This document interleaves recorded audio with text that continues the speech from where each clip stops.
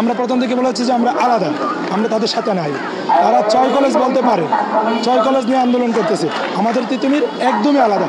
তাদের যদি যোগ্যতা থাকে তাদের কলেজগুলোর ভার্সিটি হওয়ার, তারা দাবি জানাতেই পারে, সেটা নিয়ে আমাদের কোনো প্রশ্ন নেই।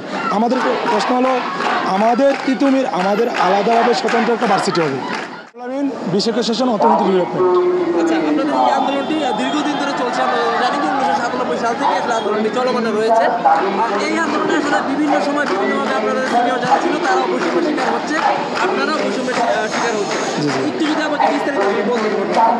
আমাদের 1997 থেকে শুরু করে 2005, 2012, 2014 বর্তমান রানিং আন্দোলন।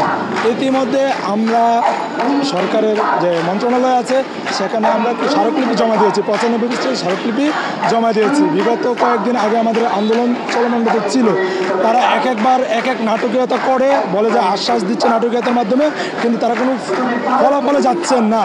ইতিমধ্যে গতকালকে আমরা একটা নিউজ শুনতে পেলাম যে ঢাকা ভার্সিটির একটা প্রেস ব্রিফিং করলো, তার মাধ্যমে আমাদের একটা সারা আসলে যে আমাদেরকে ন্যাশনাল পাঠিয়ে দেবে। এটার মাধ্যমে আমরা যখন ন্যাশনালে চলে যাব এটা কেউ মেনে নিতে পারতেছে না। আর আমাদের আন্দোলনটা যখন থেকে শুরু হচ্ছে আমরা কিন্তু সেন্ট্রালের পক্ষে না। বিভিন্ন নিউজ পোর্টাল যে নিউজ করতেছে যে সেন্ট্রাল 7 কলেজ নিয়ে, আমরা প্রথম থেকে আমাদের তিতুমির নিয়ে আমরা আলাদা। আমাদের তিতুমির আলাদাভাবে ইউনিভার্সিটি হওয়ার জন্য যে প্রক্রিয়া গ্রহণ করা লাগে সেই প্রক্রিয়ার জন্য আমরা দাবি জানাচ্ছি।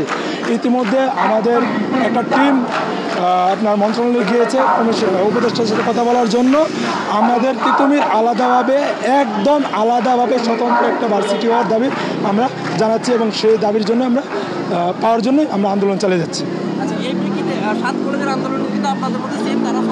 না এখানে হ্যাঁ, সেক্ষেত্রে তারা আবদার করতে পারে তাদের জন্য। আমরা প্রথম থেকে বলেছি যে আমরা আলাদা, আমরা তাদের সাথে নাই। তারা 6 কলেজ বলতে পারে, 6 কলেজ নিয়ে আন্দোলন করতেছে। আমাদের তিতুমির একদমই আলাদা। তাদের যদি যোগ্যতা থাকে তাদের কলেজগুলোর ভার্সিটি হওয়ার, তারা দাবি জানাতেই পারে, সেটা নিয়ে আমাদের কোনো প্রশ্ন নেই।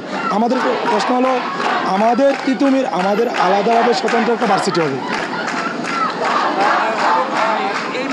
স্মারকলিপি দেওয়ার পর আশ্বাস পেয়েছে কিনা, আশ্বাস পেলে আপনারা আজকের যে কর্মসূচি, আজকের কর্মসূচি থেকে কোনো আশ্বাস এসেছে? আসলে স্মারকলিপি দেওয়ার পর যদি আমরা আশ্বাস পাই তাহলে আমাদের আন্দোলন আসতে হয় না। আমরা তেমন কোনো আশ্বাস পাইনি, সেই জন্য আমাদের আবার আন্দোলনে আসতে হয়েছে। আজকে এখনো কোনো কথা হয় নাই। আমি যেটা দেখতে পেলাম যে একটা মানে অ্যানাউন্স এসেছে যে মন্ত্রণালয়ে যাওয়ার জন্য একটা টিম মন্ত্রণালয়ে যাচ্ছে। আমি ক্লিয়ারলি এখনো বলতে পারতেছি না কোনো কিছু আসছে কিনা, কোনো উত্তর আসছে কিনা।